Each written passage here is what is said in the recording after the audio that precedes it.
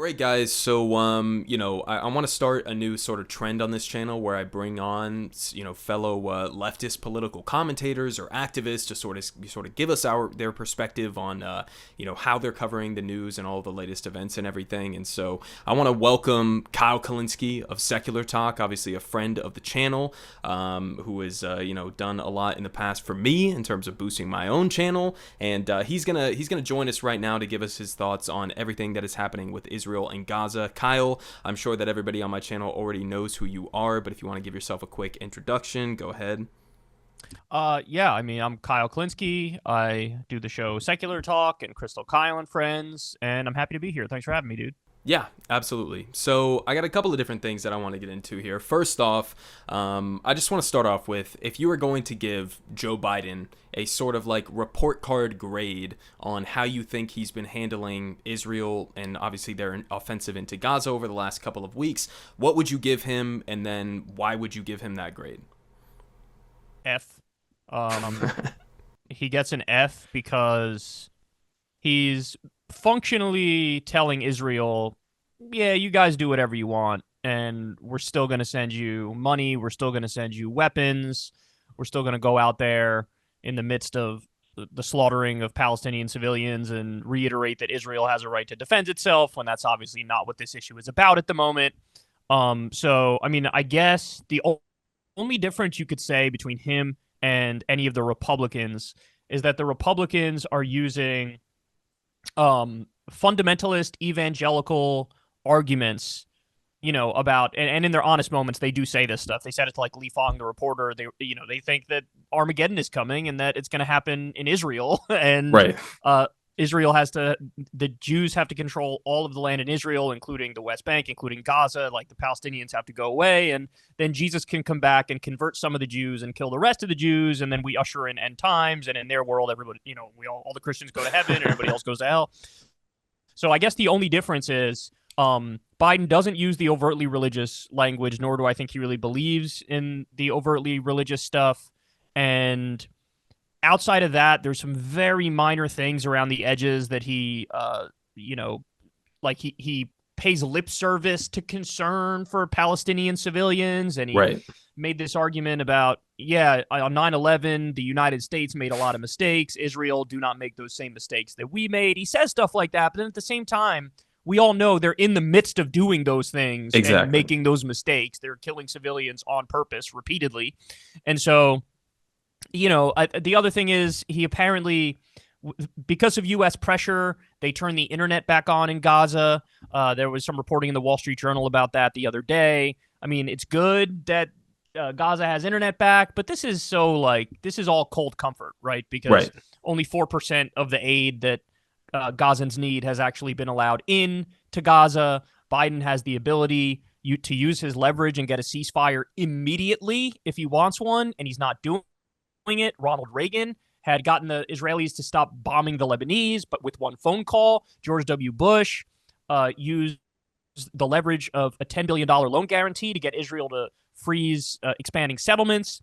The U.S. president has the leverage to do whatever the fuck they want on this issue, and he is not using it, and he's endorsing 95% of what they're doing. So his grade is an F. It's a solid F, and that's why he tanked 11 points in the polls. He's losing Arab Americans and Muslim Americans, and young people are increasingly grossed out at the thought of having to vote for him because they're calling him Genocide Joe, and that's Right. totally founded. I think that's a Yeah. totally reasonable perspective, even though I've led the charge as being the person arguing he's not as bad as Donald Trump, and I don't even think it's close. But when you go out there and act like this on this issue, yeah, people are going to be like, fuck you, man. Yeah, and it's kind of tough, because I've made, I think, similar arguments to you in the past. You appeal to like the National Labor Relations Board, and you appeal to the FTC and whatever the case may be, and you say, okay, listen, look, there's a difference between Trump and Biden on these various given policy, issues. But then when you get down to an issue like this, it's kind of like, okay, you actually get to see the heart, the core of the bipartisan nature of support for American imperialism, for support for obviously Israel and whatever they want to do. too. And so, I mean, we've seen clips from Joe Biden who's come out and downplayed the amount of civilian casualties that we've seen in Gaza. I actually touched on this in one of my videos today, where we can do a cross comparison. I know that you've talked about this as well. We can do a cross comparison, right, to previous offensives into Gaza by the government of Israel. We've had the UN and other humanitarian aid organizations go in and fact check the Gaza health ministry after the fact, and they're very accurate historically, at least through modern history, in terms of the casualties that they put forward. And yet we have the Joe Biden administration coming forward and saying, okay, well, we have no way to trust whatever the Hamas controlled Palestinian health ministry is putting out there. And we have John Kirby, who's been coming out and I played this earlier in one of my videos today, where this was put out by the Majority Report with Sam Cedar, and they gave a comparison between John Kirby literally on the verge of tears when it came to Ukraine and the Russian war crimes committed inside Ukraine, and then compared that to the rhetoric that's being deployed for Israel's war crimes within Gaza. And I mean, it's just completely night and day. So I mean, what do you think that the rest of the international community should make from that kind of a blatant hypocrisy there? Yeah, I mean, it's very simple. If you are one of our allies, you get a pass. If you are one of our enemies, we will accurately describe whatever war crimes you happen to commit in excruciating detail. Now, I think that the description of what Russia was doing in Ukraine, I think that's accurate. And in fact, in that video, John Kirby's on the verge of tears, where he's like, oh, it's horrible what's happening to these innocent people. But with Israel, his argument was, hey, man, war's war. And like, bad things happen. We don't have to like it, but it is what it is. And it happens. And Hamas started it and all this stuff. And look, it just rips the mask off of these high-minded values that we proclaim to have. The idea that we do care about human rights. We care about international law. We care about war crimes. The idea that we're this neutral arbiter of everything that is fair and just. It's a farce, and everybody knows it's a farce. I would love it if we were actually objective in upholding those standards. And by the way, if we're objective in upholding those standards, George W. Bush and Dick Cheney would be behind bars right now. Right. Because they're gigantic war criminals and torturers and all that stuff. As Noam Chomsky said, every single post-World War II president, if they were subjected to the standards of The Hague, then they would be thrown behind bars or executed, depending on the circumstances. Yeah, and I would love to live in a world where international law was upheld. I'm against the death penalty, so I don't want to see people get killed, but people like Dick Cheney and George W. Bush should be behind bars. Netanyahu should be behind bars. The head of Hamas should be behind bars for green-lighting the terror attack on Israeli innocent civilians. So you just see that we use the human rights rhetoric as a shield, and it's only invoked to go after the official enemy baddie countries. Right. And it's never invoked to go after our allies, even when our allies may act in equally as brutal a way, and in some cases, maybe even more brutal a way. And so it's just, I think it's a real eye-opening moment for a lot of people who maybe aren't as familiar with politics. And if this is their first time coming across, a conflict with U.S. empire at the heart of it, it's a real awakening moment where you realize, and mine was the Iraq War, of course, from 2003, and the Afghanistan War from 2001 when I was younger. And you just realize, like, Jesus Christ, they are massively full of shit. Yeah. Like, it is absurd how full of shit they are, and a second grader can see through this if they're paying attention. Right. No, exactly. And so I guess that's a good bridge, I think, because in terms of this blatant hypocrisy that I think that we've seen on the world stage, obviously you can give the comparison between Ukraine and Israel. You can give many different comparisons throughout, modern U.S. policy in Iraq and Afghanistan, and sort of, completely going against this idea that we actually believe in freedom and democracy and all of that. I mean, I think that many people, especially who follow my channel, are sort of understanding that that's bullshit. But I think that sort of bridges into a broader conversation about, where does this go from here? Right, because if Israel continues with the endless bombarding in the Gaza Strip, if we see continued escalating violence in the West Bank, primarily from Israeli right-wing radical settlers, and they're backed by the IDF and all of that, and we see exploding violence in the West Bank, how does this sort of like transition towards the potential for a broader conflict in the Middle East, in your view? I mean, I think it's very possible, if not probable that there will be a broader conflict because you have Israel ramping up in the West Bank as well. Illegal settlers were just armed to the teeth by the Israeli government in the wake of the October 7th attack. We have stories now coming out about Palestinian olive farmers being shot. Right. And Israel ramped up bombing in the West Bank. There's been some tit for tat fighting between Hezbollah and the IDF, and that's only ramping up more and more. So there's fears that Hezbollah comes in through Lebanon, Iran might get involved, and they've now said a number of times, like, you guys are kind of forcing our hand here, and we feel like we have to get involved because of what's happening in Gaza. And the U.S. is now positioning itself. We've already, like, put our military in place where if Hezbollah gets more directly involved, we will retaliate on the side of Israel. We've already bombed a couple of locations in eastern Syria where there were Shia militias that attacked our bases over there. So it's already spiraling out of control. I mean, everybody, myself included, was talking about the potential for World War III vis-a-vis Russia and Ukraine, and that was a fair conversation for sure. Now, what's happening in the Middle East with Israel and Gaza and Hezbollah and Iran and everything that's unfolding there is honestly an even bigger issue. It's a red alert on this one because it is probable, if not likely, that we're now leading into a potential World War III type scenario. And it's sad when you say this. It's almost like that would be the worst case scenario. Everything spirals out of control and you have like a World War III like scenario. But another possibility is status quo, which is Israel will continue to relentlessly bomb Gaza back into the Stone Age. And plans just leaked today talking about basically the ethnic cleansing of Gaza, where they're trying to let Palestinians into the Sinai, and they set up tent cities and they keep them there. And, that's another possibility. They keep bombing. It goes on for weeks more, months more, whoever knows how long. And then you have Palestinians in, the U.S. government and the Israeli government bribe Egypt enough, and that makes it so that they allow a tent city of Palestinians there. And that's also a possibility. And it's crazy when you're talking about the likely outcomes. The better scenario is what I just described. The worst scenario is World War III.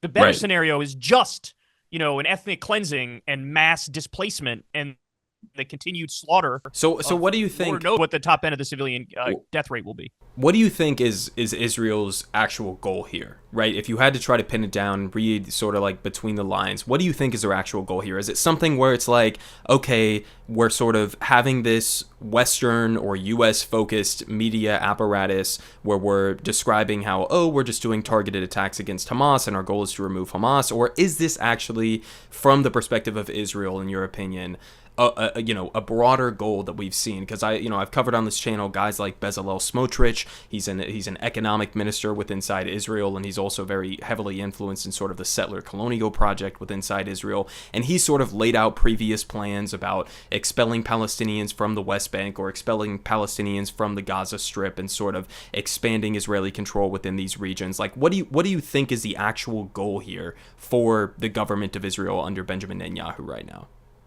I don't think we have to guess, and I don't think we have to read between the lines. I think they just tell us. They tell us up front. They're actually much more honest internally talking to each other than they are with the West. Yeah. Like, you notice the other day, they released that video, the IDF released that video, like, warning Gazans, hey, you got to get out because of this and that. But the video was released at 8 a.m. in the morning, and it was released in English, and nobody in Gaza could see it, and nor did they speak the language to even understand it.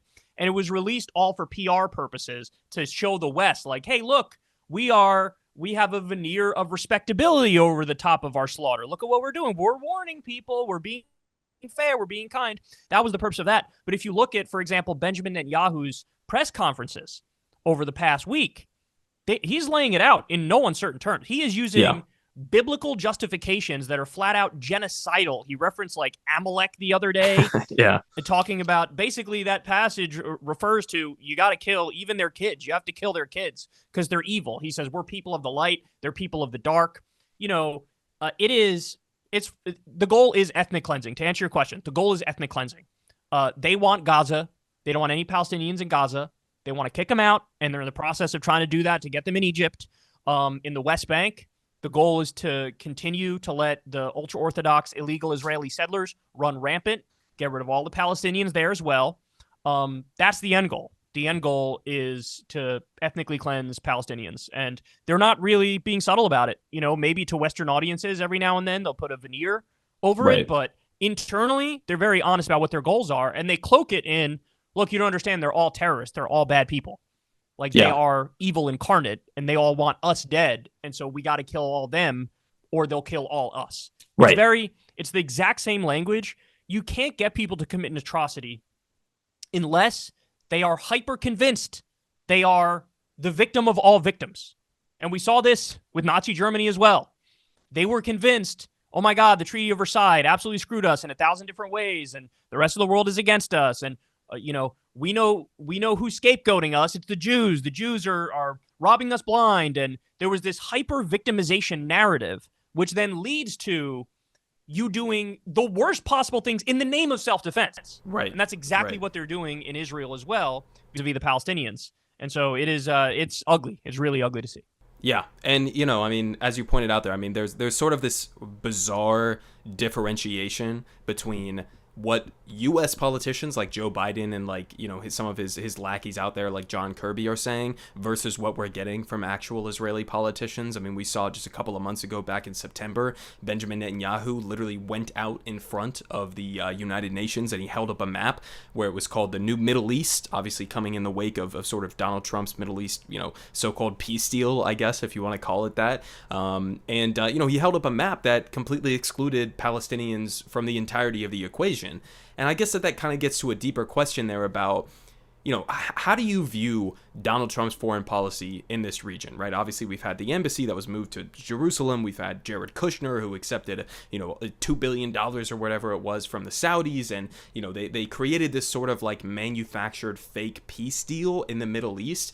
Do you think that that's sort of exacerbated the tensions within the Middle East right now? Do you think that had any sort of semblance of credibility to it whatsoever, or was that just entirely sort of a Middle Eastern national security deal between a lot of U.S. allies in the region, and there was a lot of corruption and influence behind it? What do you make of that peace deal and the influence that it's had in terms of the boiling up of tensions to where we get to a position that we're in right now? No, it directly led to this. Right. It directly led to this because the whole point was, let's give the middle finger to the Palestinians. Let's go around the Palestinians, act like they don't exist, try to make peace between Israel and all of the Arab neighbors, and then eventually everybody will forget about the Palestinians and we'll be done with it. We'll wash our hands of it. Well, Guess what? That didn't work at all. In fact, one of the main reasons for this terror attack when it was carried out was because of the continued talks between Israel and the Saudi government. They were trying to work on, coming to terms for their own version of the Abraham Accords. Yeah. And guess what? The Palestinians were like, we're not going to let that happen. And there was a terror attack, and then boom, everything snaps back into the position where it was previously. And now, you went from Saudi Arabia asking for basically no more damage done to the Palestinians. They've now changed their tune, and they've gone in the direction of, no, two-state solution, 1967 borders, they deserve a state. And so it is a direct result of what Trump did. Also, moving the embassy. This is literally begging for this kind of a reaction. The idea that you could do these things and there's no consequences associated with it, it's laughable. And the rest of his foreign policy as well. He's not, Trump is not hiding what his position on this is. In fact, I just did a segment where I covered this, all of his commentary on this. He's trying to outflank Biden saying, oh, you think you're pro-Israel? No, I am more pro-Israel than you. I am the most pro-Israel person you could ever imagine. I'm going to sign off with whatever Benjamin Netanyahu wants to do. Right. And no ifs, ands, or buts about it. And so with Trump, we have a guy who increased drone strikes in the Middle East 400%, over 400%. They assassinated General Soleimani, who was a top Iranian commander on the battlefield fighting ISIS. Of course, they tried to coup Venezuela, ripped up the Iran agreement, which also led us to where we are right now. So Trump's foreign policy is a continuation of the Bush-Cheney neocon era, which helped lead to exactly where we are right now. And by the way, we can't let Joe Biden off the hook for not getting back in the Iran agreement. Because if he were to get back in the Iran agreement, that would have been a massive step in the direction of cooling tensions, where if something like this happens with the Hamas terror attack and Israel reacting, you would have had a direct line of communication with top officials in Iran, and cooler heads could definitely prevail where you're not talking about everything spiraling out of control and maybe World War III type scenario unfolding. Yeah, absolutely. I mean, do you think that Hezbollah is legitimately going to launch a massive sort of like widespread counteroffensive or offensive into the north of Israel right now? I mean, where do you see this going over the next, I guess, month or so? I mean, do you think that Israel is actually going to launch a widespread invasion, or are they just going to launch these sort of smaller level incursions into Gaza and sort of keep the siege going? And it just in terms of how would this potentially spiral into an actual broader conflict in the Middle East, especially with, increased escalation of attacks on U.S. bases in Iraq and Syria and the rest of that? I mean, how do you see this sort of in the most realistic way unfolding over the next month or so? Look, I don't think anybody really has the answer to that question, right? Because with how indiscriminate Israel has been in massacring civilians in Gaza, doing a total medieval siege, cutting off food, fuel, and water to over 2 million people, killing over 8,000 people as of the recording of this, thousands and thousands of children, bombing apartment buildings, mosques, hospitals, every kind of civilian infrastructure you can imagine, telling people to leave North Gaza and go to South Gaza, then bombing them as they're on their way to South Gaza, going where Israel told them to go. The perception of the world is exactly what you think it is. Everybody in the world is outraged at what happened. And I don't know if Hezbollah is going to take that information, if Iran's going to take that information, and they're going to say, hey, you know what? Israel destroyed its credibility enough on the global scene, and we're not going to get involved in a way that would make things get worse. I don't know if they're thinking that, or I don't know if they're thinking, you've now forced our hands. We can't let you sit here and assassinate. How many is it going to be when all's said and done? 20,000, 30,000, 100,000 Palestinians? We're just going to sit here and let them do that? No, we're going to, at some point, they might feel like, well, you forced our hands. We got to get involved in this. So I don't have the answer to your question, but I certainly fear the worst. I fear Hezbollah jumps in, gets more involved. Israel, of course, goes over the top in a ruthless bombing campaign in Lebanon. Iran gets involved in one way or another. The U.S. immediately rushes in to back up Israel, as they've already said they would have done. I fear the worst, and Israel putting everybody in a horrendous position right now, because it wasn't even like an Operation Protective Edge type thing, where in Operation Protective Edge, I mean, you had a lot of civilian casualties, but it was nowhere near what we're looking at now, right? If it was, they did the equivalent of an Operation Protective Edge 2014 style bombing and then they left, that it would be a different conversation. But the fact that it's still ongoing, and Netanyahu even came out today and said there will be no talk of a ceasefire. I'm not ceasefiring anything, because after 9/11, nobody talked about a ceasefire. Well, this was our 9/11. Yeah, which is like the most ironic part about all of it, right? I mean, I've heard that from Joe Biden as well, saying that this was the equivalent of what was it, 15 9/11s or something like that, which kind of, in my opinion at least, is just giving them a little bit of a justification to act as irrationally as we did post 9/11 and going and invading Iraq and Afghanistan and, killing upwards of over 1 million people and destabilizing the entire region. So,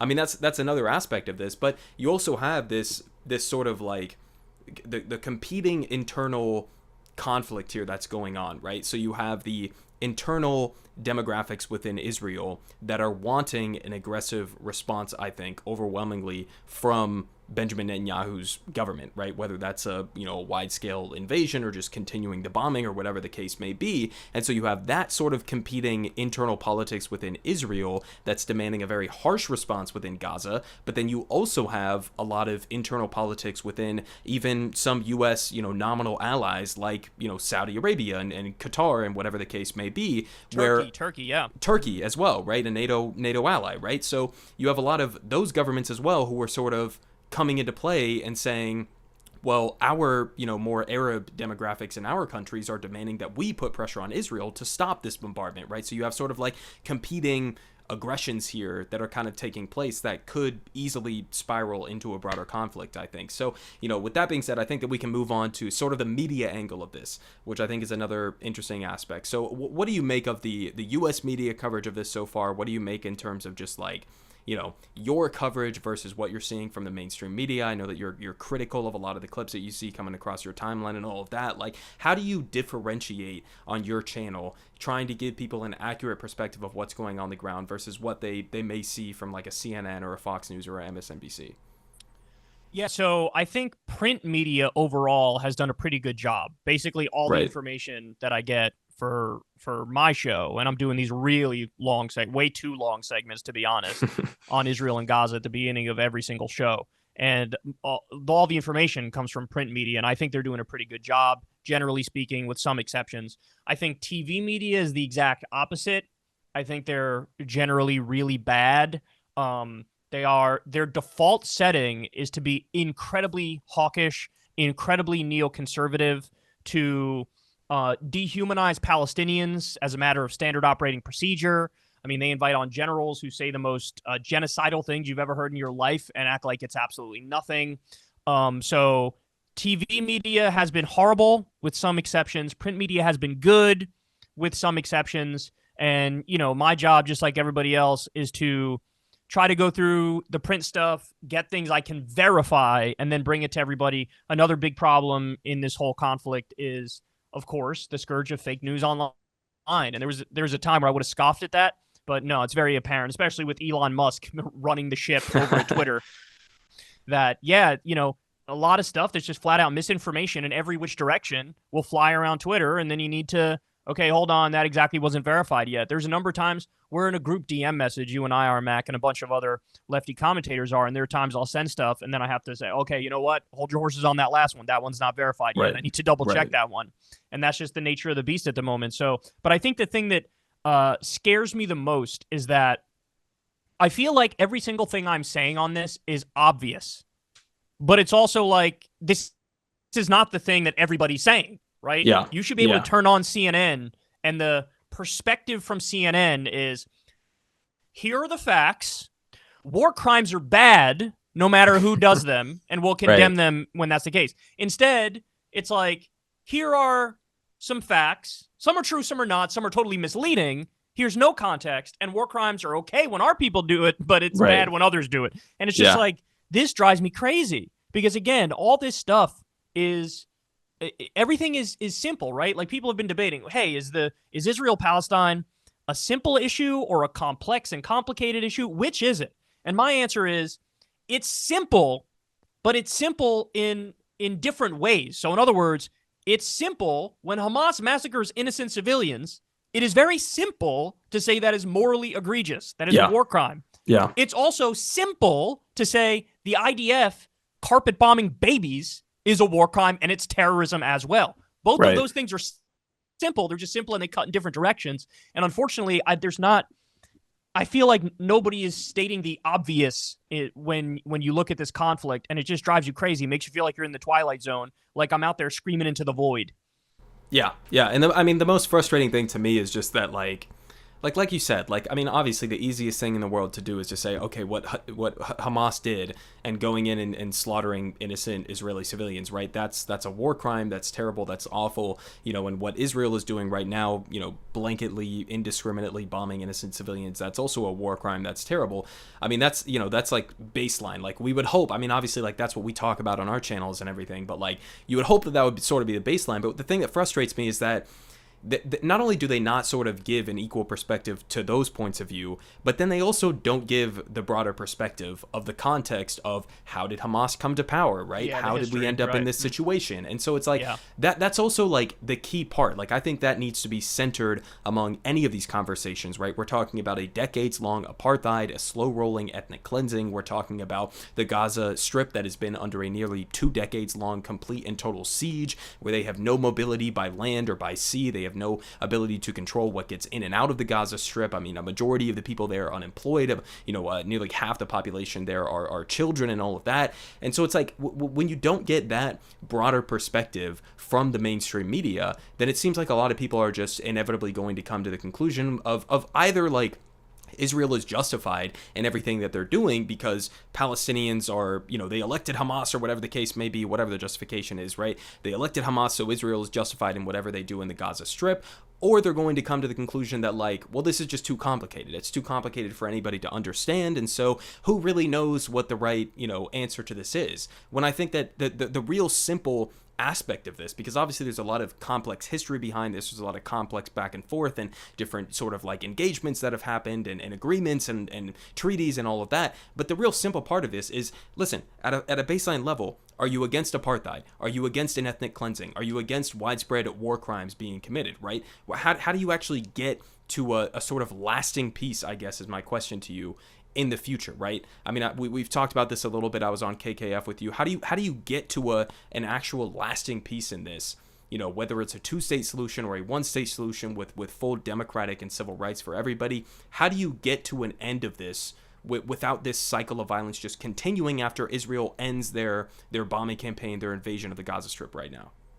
Well, first of all, there's not going to be any sort of peaceful resolution to this unless the United States forces a peaceful resolution, because Israel's not going to willingly do it. There's just no way around that. We have tremendous leverage over them, though, but we refuse to ever exert it. So to answer your question, I think the most likely scenario is the slow motion ethnic cleansing now just sped up and is now just an ethnic cleansing. And the last part of this conflict is exactly what we just described, where you have tent cities in Egypt. And I think that's what's more likely. But what should happen is, like you just described, either a one-state solution or a two-state solution. The one-state solution idea is, look, there's an apartheid system, end the apartheid. There's an illegal occupation, end the occupation. Palestinians get full human rights and political rights, and that's the new system. Just copy the South African model, right? That's the solution on that front. With all of these things that I'm talking about, it's easier said than done. You have to either go in that direction, or you have to do what even Hamas in 2017 and 2018 finally came out and admitted, hey, the only way we're ever going to have a Palestine is if we accept 1967 borders, two-state solution, and we get, full UN recognition, totally independent and sovereign. You could have some UN peacekeepers in the region, as Cenk Uygur likes to say, build the world's largest walls in between the two, right? Either one or the other is the only way out, and nothing's a silver bullet. Nothing's actually a permanent solution where there will never be violence or problems again. But what is absolutely unsustainable is what's going on right now. Right. The occupation was unsustainable. The apartheid was unsustainable. The open-air prison, the no rights, total police state, that was unsustainable. And to the point you were making earlier, man, I mean, that drives me crazy too, is that in a lot of the coverage of this, nobody's really going into the history of the region, right? Nobody's really discussing the creation of Israel and Zionism and what happened since the founding of Israel and what happened in 1967. And none of that is discussed at all. And you're not going to have a very well-rounded, informed opinion if you don't even know the history of what went on in the region. Yeah. I mean, it's, I agree that it's nothing's going to be a silver bullet. I think especially the two-state solution is going to be incredibly difficult given the fact that you have a government in power under Benjamin Netanyahu that is nowhere close to being in favor of some sort of a sustainable two-state solution. Yeah, so, but they don't want a one-state solution either. Exactly. That's what I'm saying. Exactly. Yeah. They want the ethnic cleansing. They want sort of the forced expulsion of Palestinians. They want a total apartheid and an ethnic cleansing of Palestinians. So I think that's, that also adds a complicating factor there. But like you said, I think a lot of this comes down to the U.S. role in this. I think a lot of this comes down to whether or not we have any sort of administration that's willing to apply pressure on the Israeli government to end these kinds of sort of basic fundamental violations of human rights. And so, we're going to have to see where it goes from here. But I guess we can go ahead and sort of finish off this conversation here. Obviously I appreciate you coming on, giving your insights and everything. Like I said at the beginning of this, I'm going to try to make this a regular event. Maybe we'll have Kyle on in a couple weeks again in the future,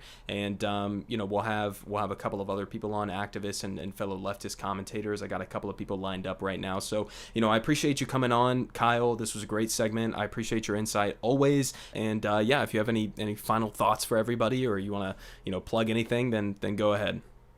Yeah, my pleasure, man. But I'm happy to be here, and you have a great show. Everybody should definitely check it out.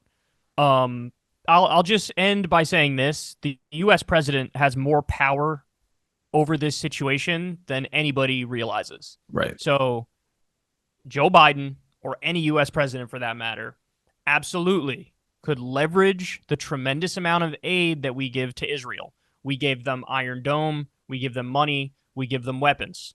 They have the full backing of the strongest military ever in human history. That is amazing leverage. At the very least, Biden could get a ceasefire. He absolutely could exert leverage to go further than that and try to get either a one-state solution or a two-state solution. You could work out all the finer points and the details with good old-fashioned negotiation. Have people sit at the table. If you do the 1967 borders, you have to figure out, how do we divvy up the water rights? Do we have a land bridge in between Gaza and the West Bank? Like, these are all things that can and should be sorted out, regardless of which direction you go in, if you do two-state solution or one-state solution. But in order to do that, you have to give a shit about the Palestinians. Right. And unfortunately, I don't think any U.S. president does, and most U.S. politicians don't, with some exceptions, of course. And the reason is both ideological, but yes, also financial. It's AIPAC, it's J Street, it's big money interests, it's the Israel lobby. And that's devastating. And so we're all sitting here watching an ethnic cleansing and a genocide unfold, and we all feel so helpless. And it's honestly probably the most brutal thing I've seen in politics, even considering the Iraq War and the Afghanistan War. So much death and destruction in such a short time frame, and we all feel like we're helpless to do anything about it. But the very least we could all do is speak up, go to one of these marches, and call your congressperson, your senator, and just keep making noise, because we're not actively just passengers or viewers of history. We are part of it, and we need to act like we are. Yeah. And, obviously, again, guys, I've included this in the last couple of videos that I've posted, but Jordan Ewell has been putting together some pretty good resources for everybody. So if you want to go down below in the description and you want to get access to sort of like, he put together a script for calling your member of Congress and what exactly you should say to them. He's put together email lists and protests that, are near you, wherever you happen to be in the United States. So I'll put that down in the description if you want to get some sort of resources in terms of how to actually take action in this moment. But yeah, I mean, I think that's a good point to end on, because at the same time as it's kind of depressing to see what seems to be like an overwhelming establishment bipartisan consensus on this kind of an issue. I think that the only thing that could possibly disrupt that, the only thing that could possibly throw a wrench in that, is overwhelming average working class or average people in the United States taking to the streets, making their voices heard, and trying to sort of disrupt that entire process. So yeah, anyways, I think that's a good point to end on there, Kyle. Again, appreciate you coming on the channel, and hopefully we have you on again soon. Thanks for having me, bro. Appreciate it. Yeah, absolutely.